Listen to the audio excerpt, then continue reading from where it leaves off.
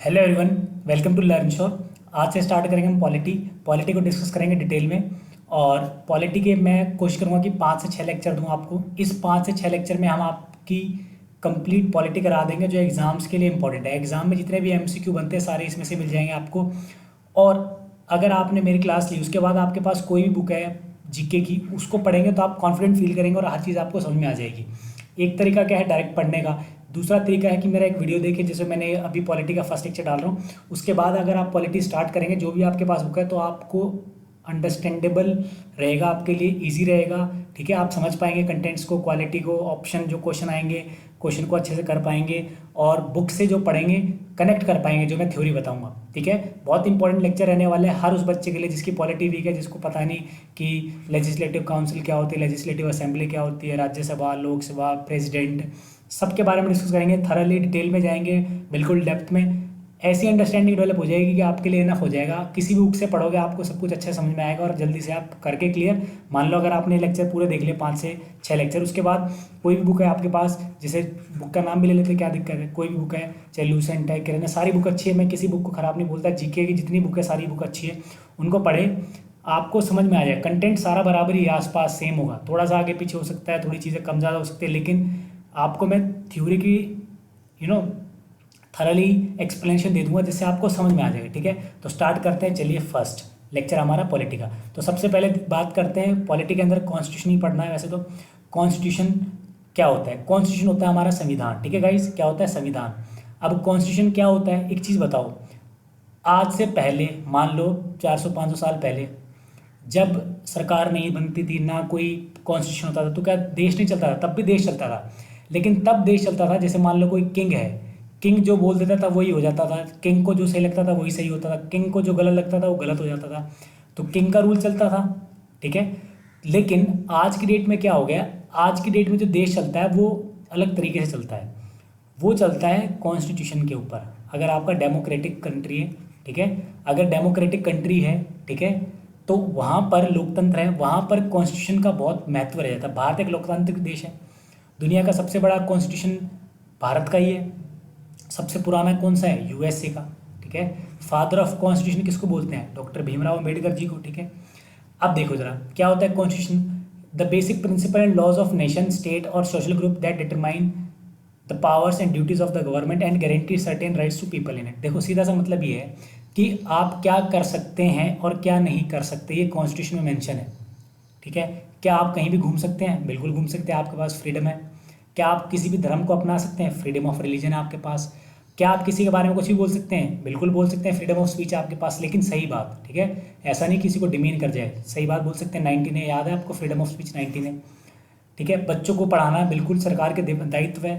ठीक है, तो ये जो चीज़ें जो मेंशन कर रखी है सारी की सारी कॉन्स्टिट्यूशन मेंशन है, और कॉन्स्टिट्यूशन ही हमें राइट देता है सारे काम करने के।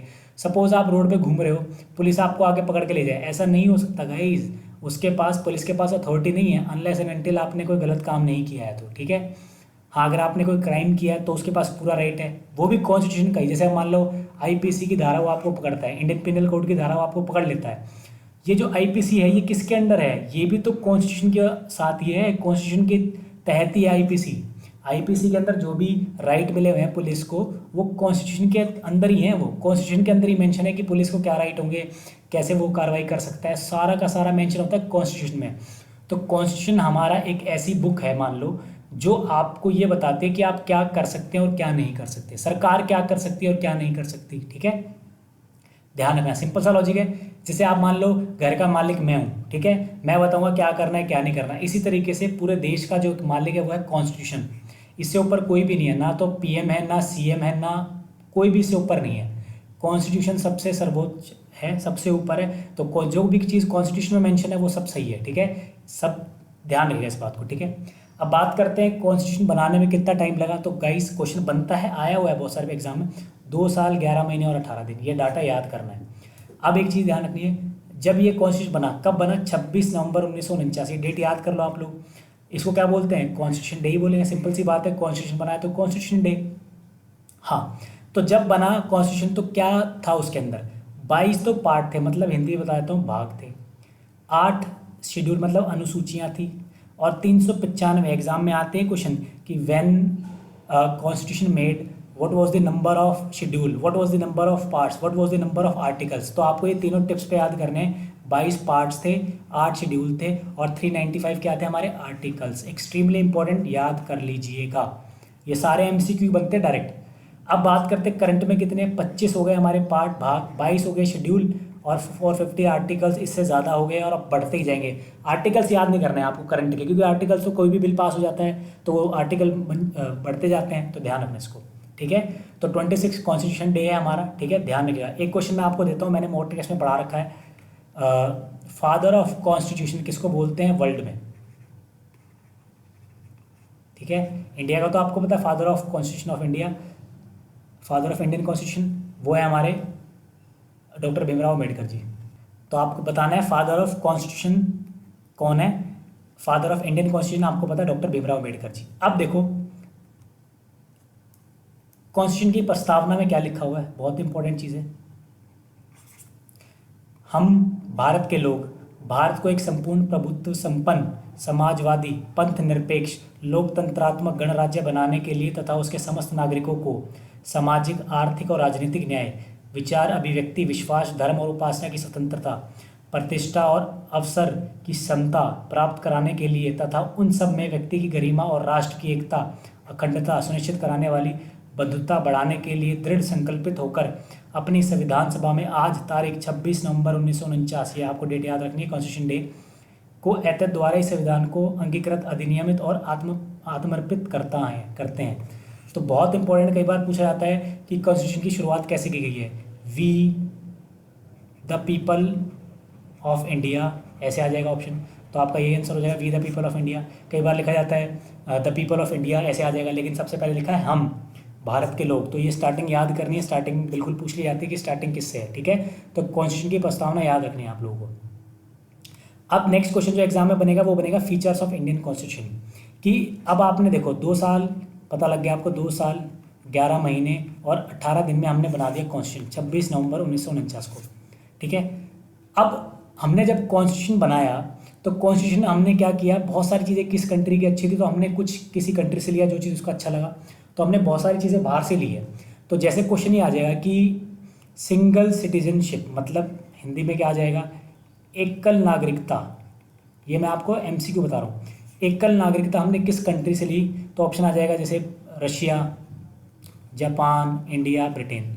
इंडिया तो नहीं होगा, रशिया, जापान, स्विट्जरलैंड और ब्रिटेन। आंसर क्या हो जाएगा उसका, ब्रिटेन।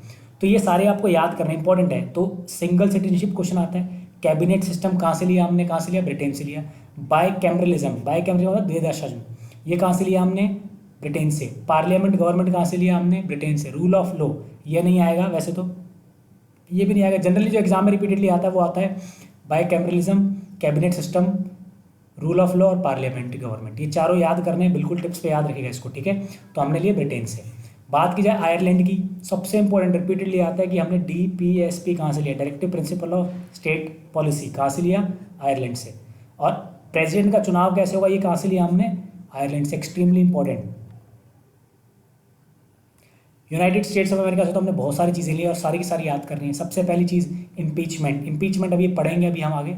महाभियोग, महाभियोग का मतलब होता है जब आप देखो इम्पीचमेंट वर्ड क्यों यूज़ कर रहे हैं हम, इम्पीचमेंट वर्ड इसलिए यूज़ कर रहे हैं जैसे कोई बहुत बड़े पद पर है, जैसे कैग है, या बहुत बड़ा पद हो गया जैसे कि इंडियन आर्मी का हो गया चीफ हो गया, या मान लो प्रेसिडेंट है।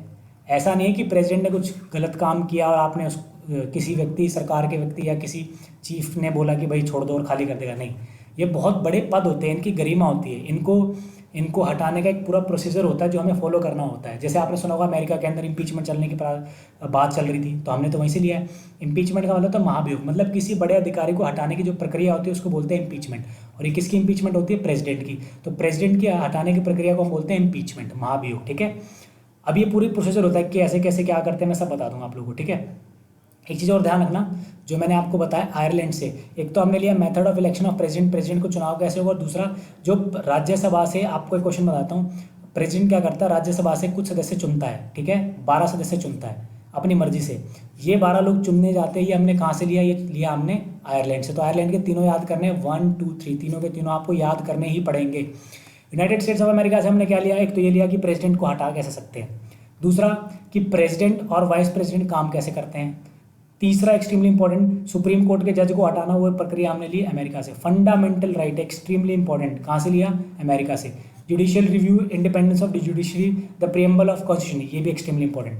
ये दोनों इतने नहीं है, लेकिन ये बाकी सारे इंपॉर्टेंट है कि हमने सुप्रीम कोर्ट कहाँ से, सुप्रीम कोर्ट के हाई कोर्ट के जज को हटाना हो तो ये हमने कहाँ से लिया था, यूनाइटेड स्टेट से। प्रेसिडेंट को हटाने की जो प्रक्रिया हमने ली कहाँ से ली, अमेरिका से ली। ठीक है, ये सारी की सारी याद करनी है आपको।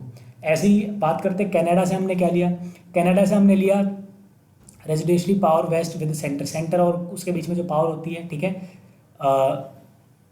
ठीक है, ये तो सबको पता है, सेंटर स्ट्रांग होती है, तो याद रखना सेंटर जो स्ट्रांग होती है, ज़्यादा पावर सेंटर के पास होती है। ये हमने कहाँ से लिया, कनाडा से। ऑस्ट्रेलिया से हमने क्या लिया, concurrently, extremely important. Article 108 extremely important कि लोकसभा राज्यसभा दोनों एक साथ बैठ सकती है, ये होता है आर्टिकल 108। ये हमने लिया था हमें ऑस्ट्रेलिया से, याद कर लेना गाइस। यूनाइटेड सोवियत संघ की बात की जाए, जो कि आज रशिया है, सबसे इंपॉर्टेंट फंडामेंटल ड्यूटीज़ ली हमने यहाँ से। फंडामेंटल राइट अभी ऊपर पढ़ा हमने अमेरिका से लिए थे, यूएसए से। और जो ये वर्ड थे, ये आता है एग्जाम में कि हमने the ideal of justice, socio economic and political expression preamble, ये कहाँ से लिया, रशिया से। तो फंडामेंटल ड्यूटीज़ बहुत इंपॉर्टेंट है और ये याद रखना। फ्रांस से हमने लिया कंसेप्ट ऑफ रिपब्लिक, गणतंत्र का जो कंसेप्ट था ये हमने लिया फ्रांस से। लिबर्टी, इक्वलिटी, फ्रेटर्निटी, अगर आपने Punjab and Haryana high court Chandigarh का पेपर दिया है तो आपने देखा होगा उसके अंदर ये क्वेश्चन था, लिबर्टी, इक्वलिटी और फ्रेटर्निटी कहाँ से लिया गया, फ्रांस से। जर्मनी से हमने क्या लिया, फंडामेंटल राइट। हट जाते हैं कहाँ पर, इमरजेंसी के दौरान। हिटलर को याद कर लो, जर्मनी, इससे याद हो जाएगा, आपके अधिकार छीन लिए जाते हैं। साउथ अफ्रीका से हमने लिया अमेंडमेंट ऑफ कॉन्स्टिट्यूशन, कॉन्स्टिट्यूशन में अगर कोई बदलाव करना हो आर्टिकल 368 के अंदर होता है तो वो हम बदलाव कर सकते हैं, साउथ अफ्रीका से लिया था हमने। Election of member of Rajya Sabha, Rajya Sabha में जो इलेक्शन होती है प्रोसीजर हमने लिया साउथ अफ्रीका से। और जापान से हमने लिया concept of procedure of established by law. ठीक है, ये कुछ इंपॉर्टेंट फीचर्स है, सारे के सारे याद करने ही गाइस, ऑप्शन नहीं है। अगर आपको मेहनत करनी है तो करनी ही है, सिलेक्शन लेना तो ये करना पड़ेगा। एक क्वेश्चन और बनता है कि फंडामेंटल राइट्स को हम क्या बोलते हैं, हम बोलते हैं इसको मैग्ना कार्टा, एक्सट्रीमली इंपॉर्टेंट। ठीक है, तो आपने देखा कॉन्स्टिट्यूशन बना, कितना टाइम लगा, क्या क्या चीज़ें हमने कहाँ से ली, ये सब हो गया। अब देखो, जब कॉन्स्टिट्यूशन बनाया था उससे पहले हमने कमेटी बनाई थी और उस कमेटी से क्वेश्चन जरूर आता है। एक क्वेश्चन आता है कि ड्राफ्टिंग कमेटी, ठीक है, प्रारूप समिति के जो अध्यक्ष थे वो थे BR अम्बेडकर, एक्सट्रीमली इंपॉर्टेंट। बच्चे क्या करते हैं, कई बार ऐसे आ जाएगा, देखो पूछा जाएगा कॉन्स्टिट्यूशन की स्टीयरिंग कमेटी के हेड कौन थे, आंसर है डॉक्टर राजेंद्र प्रसाद, वो लगा देते हैं BR अम्बेडकर। उनको लगता है कॉन्स्टिट्यूशन से कोई भी कमेटी उसके अध्यक्ष BR अम्बेडकर होंगे, नहीं गाइस, याद रखना इस चीज़ को। जो BR अम्बेडकर जी थे वो अध्यक्ष थे ड्राफ्टिंग कमेटी के, प्रारूप समिति के। अब यूनियन पावर्स कमेटी और यूनियन कॉन्स्टिट्यूशन कमेटी के अध्यक्ष थे जवाहरलाल नेहरू। ऐसे याद कर लो, यूनियन के जो काम किए थे वो जवाहरलाल नेहरू ने किए थे। एडवाइजरी कमेटी और फंडामेंटल राइट की बात की और माइनॉरिटी की बात की, ये की थी सरदार वल्लभ भाई पटेल ने, बिल्कुल याद कीजिएगा, सिंपल है। तो जो माइनॉरिटी की और फंडामेंटल राइट्स की बात की, सरदार वल्लभ भाई पटेल कमेटी के अध्यक्ष थे। यूनियन पावर और यूनियन कॉन्स्टिट्यूशन कमेटी के अध्यक्ष थे जवाहरलाल नेहरू। ड्राफ्टिंग कमेटी के अध्यक्ष थे BR Ambedkar ji. Ad hoc committee की बात की जाए, एडहॉक कमेटी के अध्यक्ष जो कि फ्लैग से रिलेटेड था वो थे doctor Rajendra Prasad, extremely important. एक चीज़ ध्यान रखनी है, जो हमारा फ्लैग था इसका जो बनाया था, ये बनाया था पिनरय्य विजयन। ठीक है, ये इन्होंने इसका सैंपल तैयार किया था, प्रोटोटाइप। और स्टीयरिंग कमेटी के अध्यक्ष थे डॉक्टर राजेंद्र प्रसाद। ये सारे के सारे नाम आपको याद करने हैं, एक्सट्रीमली इंपॉर्टेंट। अब पढ़ते हैं प्रेसिडेंट को। थोड़ा सा हमने पढ़ा पॉलिटी के बारे में, अगली क्लास जब मैं सेकंड लेक्चर दूंगा उसमें भी थोड़ा और बेसिक पढ़ाऊंगा पहले से, फिर एक टॉपिक उठाएंगे जैसे कि मैंने प्रेसिडेंट उठाया आज। तो सबसे पहले देखो प्रेसिडेंट, राष्ट्रपति जिसको बोलते हैं। ठीक है, आर्टिकल, अब देखो मैंने आपको बताया हमारे देश के अंदर कॉन्स्टिट्यूशन है, उस कॉन्स्टिट्यूशन के अंदर हर चीज़ मेंशन है। तो उसी कॉन्स्टिट्यूशन में मेंशन है कि आर्टिकल 52 के अंदर मेंशन है कि भैया एक देश के अंदर एक प्रेसिडेंट होगा जिसके पास सुप्रीम पावर होगी देश की। ठीक है, तो आर्टिकल 52 में मेंशन है। क्वेश्चन आएगा कि विच आर्टिकल शोड या शोज प्रेसिडेंट, कौन सा आर्टिकल शो करता है प्रेसिडेंट को, आर्टिकल 52। एक क्वेश्चन, भारत का पहला सिटीजन कौन होता है, president, he is the first citizen of India, Bharat के पहले नागरिक होते हैं ये। अब आर्टिकल 54 की बात करते हैं, 52 आपको पता लग गया प्रेसिडेंट है। आर्टिकल 54 क्या कहता है कि किसी भी president is elected by electoral college, मतलब प्रेसिडेंट जो होगा वो चुना जाएगा इलेक्टोरल कॉलेज से। इलेक्टोरल कॉलेज क्या होता है, इलेक्टोरल कॉलेज होता है जिसमें लोकसभा के सदस्य, राज्यसभा के सदस्य, state assembly of Delhi and Puducherry. State assembly को ध्यान रखना है आप लोगों को, विधानसभा बोलते हैं, हम क्या बोलते हैं, विधानसभा, लिख लेना, मुझे पता है बच्चों को नहीं पता होता है, विधानसभा।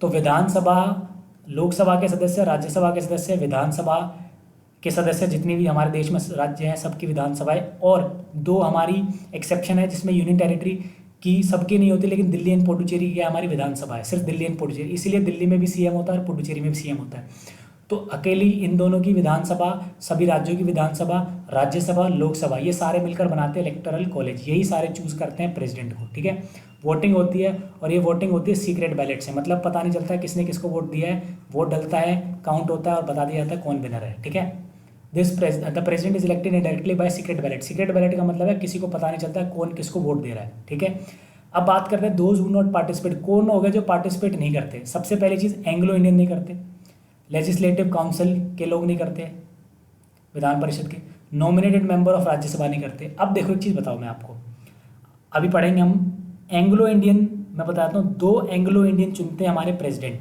और 12 राज्यसभा से सदस्य चुनते हैं प्रेसिडेंट। अब एक बात बताओ, मैं प्रेसिडेंट हूँ, मैंने आप लोगों को चुना, अगली बार फिर से चुनाव होगा तो ऑब्वियसली होगा आप लोग मुझे ही वोट दोगे, इसलिए इनको नहीं रखा जाता इसके अंदर। तो 2 एंग्लो इंडियन को और राज्यसभा के जो 12 सदस्य चुनते हैं राष्ट्रपति जी, इनके अलावा लेजिस्लेटिव काउंसिल के सदस्यों के अलावा ये सब सदस्य हैं जो चुनते हैं प्रेसिडेंट को। ठीक है, क्वेश्चन ही आ जाएगा इनमें से कौन चुनता है या कौन नहीं चुनता, ध्यान रखना। कार्यकाल कितना होता है, 5 साल का, इजी है, आप सबको पता होगा। ओथ, एग्जाम में बिल्कुल क्वेश्चन आता है। शपथ, जो प्रेसिडेंट होता है, मान लो प्रेसिडेंट सिलेक्ट हो गए या बन गए, उसके बाद शपथ लेंगे तो किसके सामने लेंगे, तो वो शपथ लेते हैं चीफ जस्टिस ऑफ इंडिया के सामने। चीफ जस्टिस नहीं है तो कोई हाई कोर्ट का चीफ, हाई कोर्ट का चीफ नहीं है तो कोई, मान लो तो पहले तो सुप्रीम कोर्ट के जस्टिस हो गए, चीफ जस्टिस ऑफ इंडिया हो गया, फिर सुप्रीम कोर्ट का कोई जज होगा, अगर चीफ जस्टिस नहीं है, सुप्रीम कोर्ट का जज नहीं है तो फिर कोई और जज हो सकते हैं, फिर हाई कोर्ट के जज हो सकते हैं। मतलब कोई भी बड़ा अधिकारी जो उस टाइम अवेलेबल है इस चेन का, पहले चीफ जस्टिस ऑफ इंडिया, फिर सुप्रीम कोर्ट के चीफ जस्टिस या जजेस, फिर हाई कोर्ट, इस तरीके से चेन चलती है। इनमें से जो भी अवेलेबल होगा उसका हो जाता है, हालांकि ऐसा होता नहीं, chief justice of India available होते हैं उस दिन। ठीक है, रेजिग्नेशन अगर देना हो प्रेसिडेंट को, मान लो उनको इस्तीफा देना है, उनको नहीं करना काम, तो इस्तीफा दिया जाएगा वाइस प्रेसिडेंट को। अब आपको पता है रामनाथ कोविंद जी हमारे, रामनाथ कोविंद जी के हमारे प्रेसिडेंट, तो अगर इनको इस्तीफा देना तो ये देंगे हमारे वाइस प्रेसिडेंट को, जो कि कौन है, एम वेंकैया नायडू। ठीक है, एम वेंकैया नायडू क्या है, राज्यसभा के चेयरपर्सन है, ध्यान रखना है, और वाइस प्रेसिडेंट भी है, दोनों एक ही होते हैं, तो ध्यान रखना इसको। ठीक है, बहुत इंपॉर्टेंट क्वेश्चन। अब पहली चीज़ आएगी गाइज, आपने देखा होगा जब भी प्रेसिडेंट के चुनाव आते हैं तो न्यूज़पेपर में बहुत सारे लोग आते हैं, उन्होंने अप्लाई कर दिया, आपके मोहल्ले का कोई लड़का अप्लाई कर सकता है, अंकल अप्लाई कर सकते हैं, आंटी, कोई भी व्यक्ति अप्लाई कर सकता है, बशर्ते उसकी एज 35 साल हो। अगर आपकी 35 है तो आप अप्लाई कर सकते हो, पहली कंडीशन। भारत के नागरिक होने चाहिए। Third condition, should be qualified for election of member of the Lok Sabha, Lok Sabha चुनाव लड़ने की वाली कंडीशन सारी फुलफिल करने वाले होने चाहिए आप। और सबसे इंपॉर्टेंट, आपके पास कोई ऑफिस ऑफ प्रॉफिट नहीं होना चाहिए। ऑफिस ऑफ प्रॉफिट से मतलब है कोई भी ऐसी पद नहीं हो जो आपसे, जिससे आपको लाभ मिलता हो। जैसे अगर आप ऑलरेडी गवर्नमेंट जॉब पे हैं, ठीक है, जैसे आप कैग हैं, तो अगर आप प्रेसिडेंट का चुनाव लड़ रहे हो तो आपको ये पद छोड़ना पड़ेगा। ठीक है, क्योंकि आप कोई लाभ का प्रॉफिट नहीं ले सकते, कोई पद लाभप्रद पोस्ट नहीं ले सकते। ठीक है, ध्यान रखना इसको। सिंपल हो गया, कंडीशन पता लग गई आपको, ये होनी चाहिए चारों की चारों। इसलिए कई बार क्वेश्चन आता है कि what is the minimum age for the president to be elected, तो आंसर होगा 35। अब देखो, ये तो हो गया सिलेक्शन का। अगर कोई डिस्प्यूट हो जाए, मान लो कि आपको लगे प्रेसिडेंट गलत चुना गया, गलत है, गलत तरीके से, तो आप क्या करोगे, कोर्ट में जा सकते हो। और एक चीज़ ध्यान रखना, सुप्रीम कोर्ट में ही सिर्फ हियरिंग हो सकती है। प्रेसिडेंट से रिगार्डिंग कोई भी इशू होगा तो उसको सॉल्व किया जाएगा सिर्फ और सिर्फ हाई कोर्ट के अंदर, और कहीं नहीं किया जाएगा, ध्यान रखना इसको। ठीक है, हाई कोर्ट में ही किया जाएगा बस। तो आर्टिकल 71 डिस्कस करता है, बताता है आपको कि कोई भी विवाद होने पर सिर्फ और सिर्फ हाई कोर्ट, सुप्रीम कोर्ट के अंदर ही उसको सुनवाई हो सकती है। ठीक है, अब एक क्वेश्चन आता है कई बार कि रायसेना हिल में कौन रहते हैं, केबीसी में भी सुना होगा आप लोगों ने। तो रायसेना हिल में रहते हैं हमारे प्रेसिडेंट। ठीक है, कहाँ पर है ये, राष्ट्रपति भवन बोलते हैं इसको। ठीक है, न्यू दिल्ली के अंदर है। अब बात करते हैं इम्पीचमेंट की। अगर आप प्रेसिडेंट को हटाना हो तो क्या चलता है, उसको बोलते हैं इम्पीचमेंट। ठीक है गाइस, आर्टिकल में श्योर नहीं हूँ, आर्टिकल देख लेना एक बार आप लोग। तो इम्पीचमेंट प्रोसेस कैसे स्टार्ट होती है देख लो।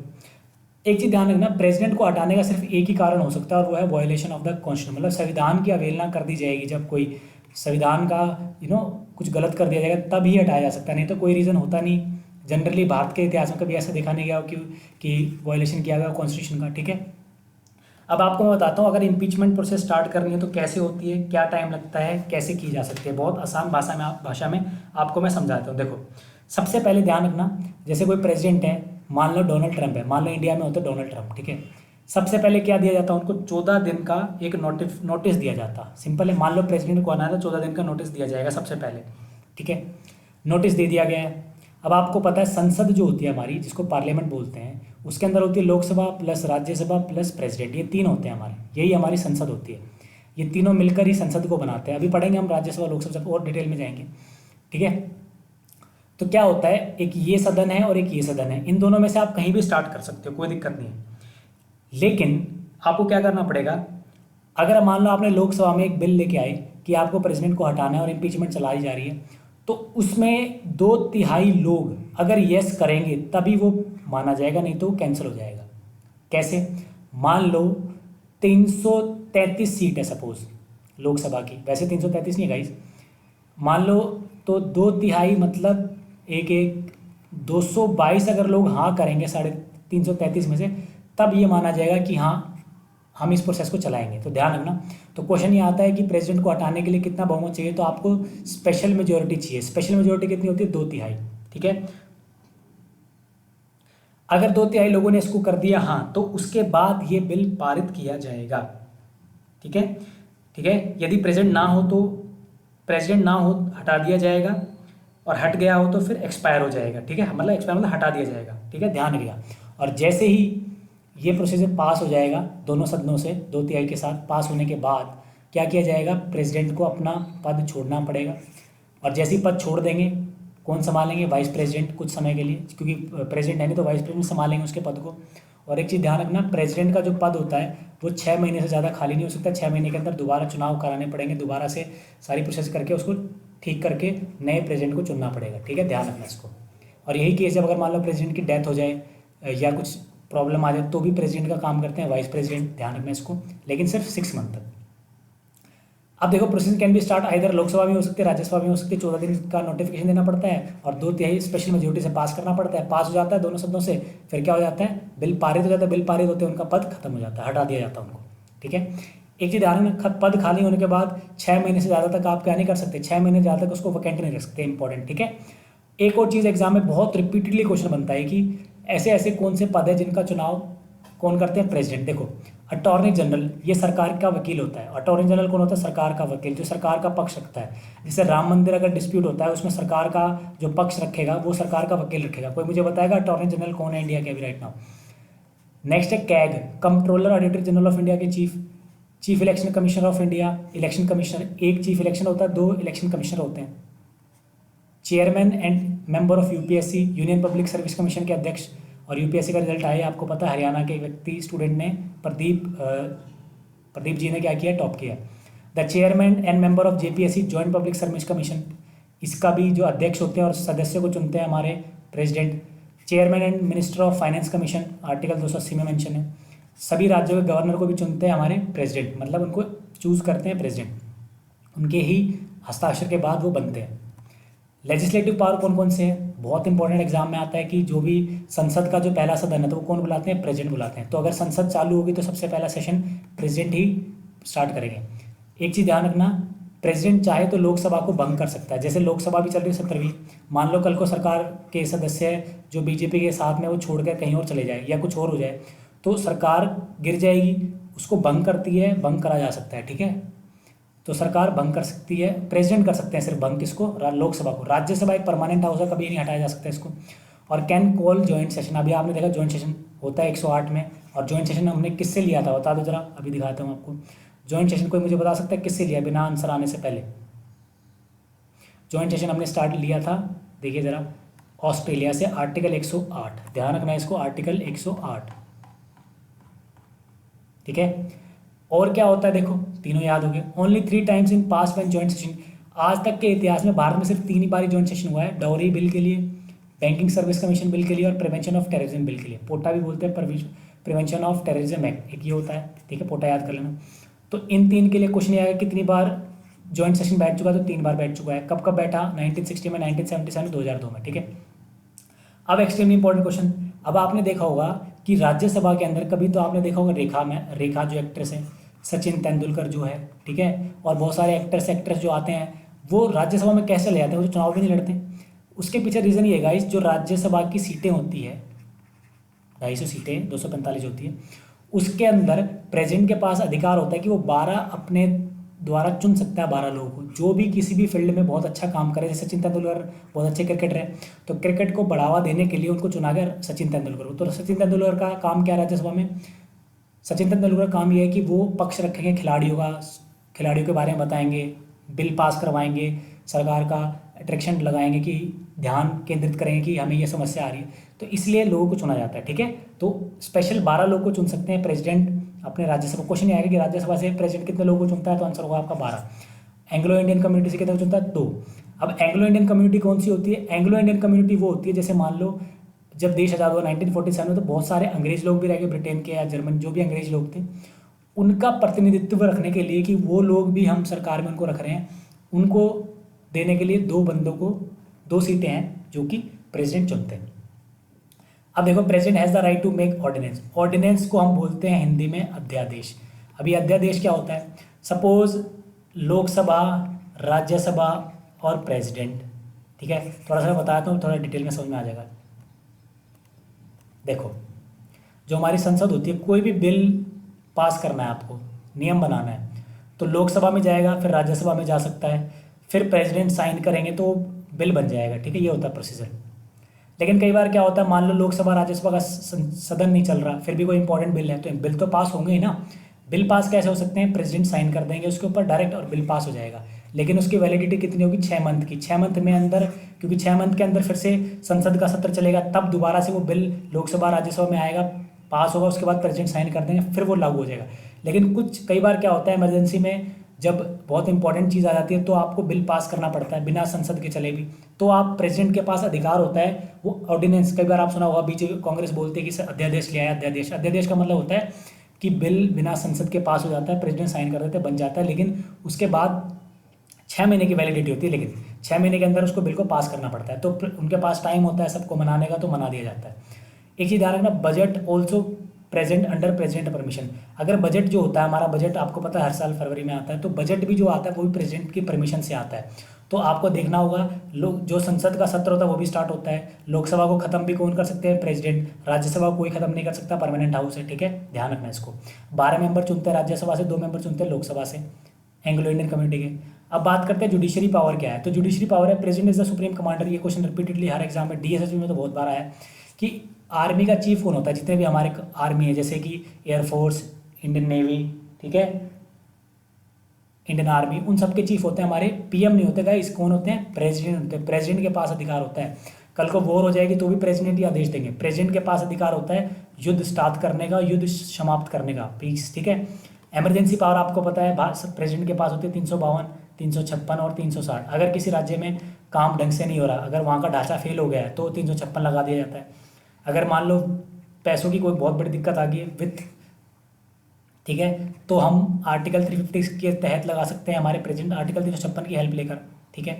और नेशनल इमरजेंसी लगती है वॉर के टाइम पे, या कोई बहुत बड़ी प्रॉब्लम आ जाए तो लगता है, ठीक है। स्टेट इमरजेंसी तो लगातार लगती रहती है, जब भी कोई प्रॉब्लम आती है, जैसे जम्मू कश्मीर, कहीं पर भी दंगे हो जाते हैं वहाँ लगा दी जाती है। फाइनेंशियल इमरजेंसी, वित्त इमरजेंसी इसको बोलते हैं। भारत में आज तक 0 बार लगी, 1 बार भी नहीं लगी। नेशनल इमरजेंसी कई बार लग चुकी है। अब बात करते हैं वीटो पावर की। प्रेसिडेंट के पास वीटो पावर भी होती है और बहुत इंपॉर्टेंट होती है वीटो पावर। वीटो पावर आपने सुना होगा, वैसे तो वर्ल्ड के अंदर जो वीटो पावर है वो सिर्फ 5 ही देशों के अंदर है। कोई मुझे बता सकता है 5 देश के नाम? कमेंट में जरूर बताइएगा। वीटो पावर जो होती है प्रेसिडेंट के पास होती है, 3 तरह के वीटो होते हैं। होता है एब्सोल्यूट वीटो। एब्सोल्यूट वीटो का मतलब क्या होता है? प्रेसिडेंट के पास, जैसा आपको पता है कि लोकसभा है प्लस राज्यसभा है प्लस प्रेसिडेंट है, ये तीनों मिलकर क्या बनाते हैं? ये तीनों मिलकर बनाते हैं हमारी संसद। जैसे मान लो कोई बिल आया लोकसभा के अंदर कि हमें ये पास करना है, पास हो गया, फिर बिल गया राज्यसभा में, राज्यसभा से ही पास हो गया, फिर आपको पता है उसके बाद साइन करने पड़ेंगे प्रेसिडेंट को। अगर प्रेसिडेंट अप्रूवल नहीं देंगे तो बिल बनेगा ही नहीं, एक्ट वो ऐसे ही पड़ा रहेगा। तो साइन करना बहुत जरूरी होता है। कई बार क्या होता है, प्रेसिडेंट के पास ही अधिकार है, वो वीटो पावर स्टार्ट कर सकते हैं। वीटो पावर से क्या होता है? वीटो पावर का मतलब होता है कि वीटो पावर, एब्सोल्यूट वीटो का मतलब है कि बिल को रोक देंगे, मतलब बिल को रोक देंगे, ठीक है, अपने पास रख लेंगे, बिल को रोक देंगे, तो ये हो जाएगा एब्सोल्यूट वीटो। सस्पेंसिव वीटो क्या होता है?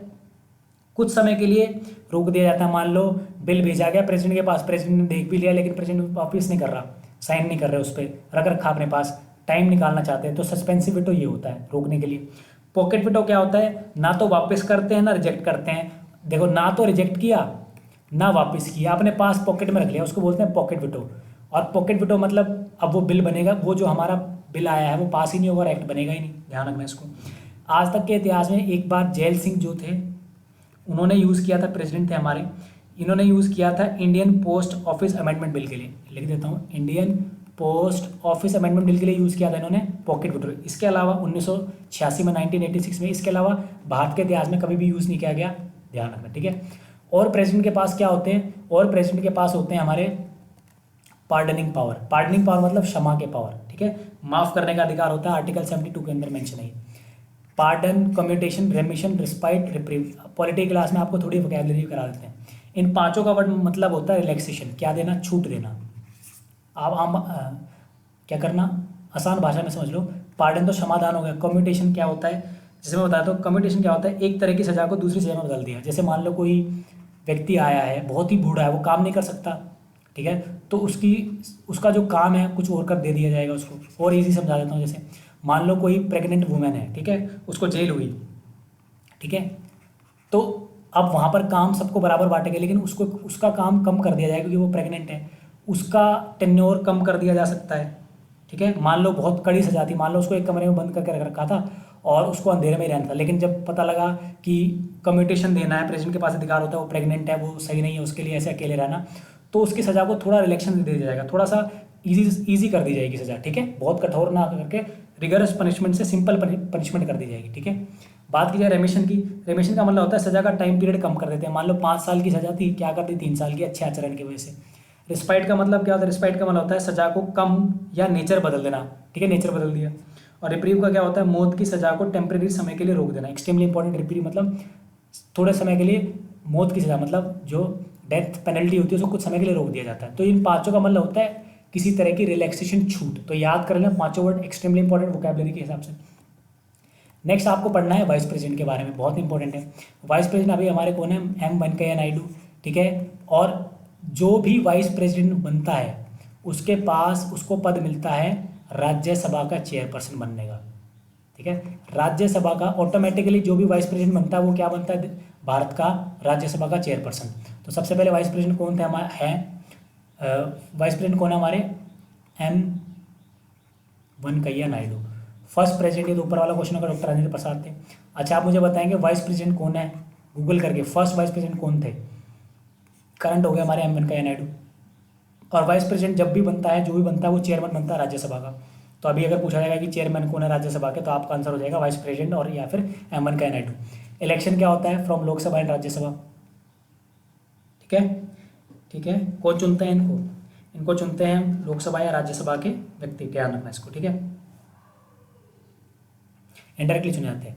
बनने के लिए क्या चाहिए, 35 उम्र होनी चाहिए, ऑफिस ऑफ प्रॉफिट नहीं होना चाहिए, must be able to qualify as the member of Rajya Sabha. अब आप कहेंगे सर ये 3, सिटीजन ऑफ इंडिया तो मस्ट है ना गाइस, सिटीजन ऑफ इंडिया बिना कैसे बात बनेगी। तो ये 4 कंडीशन है, सिटीजन ऑफ इंडिया होना चाहिए, 35 उम्र होनी चाहिए, ऑफिस ऑफ प्रॉफिट नहीं होना चाहिए। ऑफिस ऑफ प्रॉफिट में तो कोई लाभ ना हो इनके पास।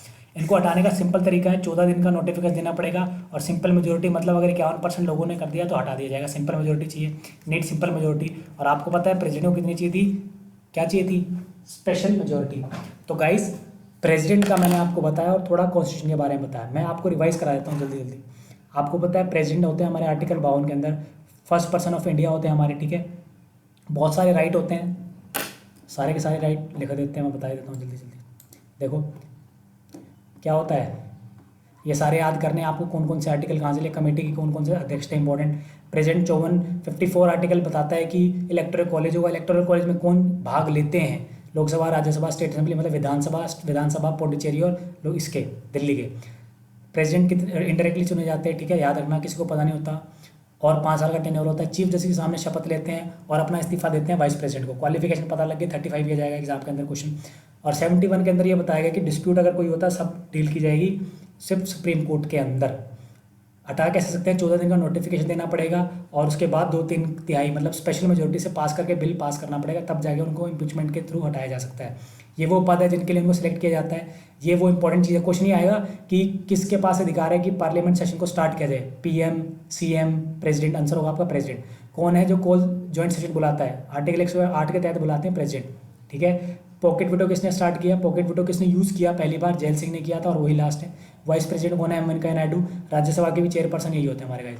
तो ये मैंने आपको पढ़ाया है, एक दो बार देखेंगे आप कॉन्फिडेंट फील करेंगे, जरूर देखें। If you like this video please subscribe my channel जो कि लर्न श्योर। अगर आपको इसकी PDF फाइल चाहिए, PDF आपको मिलेगी कहाँ से, PDF मिलेगी आपको लर्न श्योर के चैनल से, टेलीग्राम से मिल जाएगी या फिर आपको मिल जाएगी फेसबुक से। If you like my video please subscribe my channel. Thank you guys.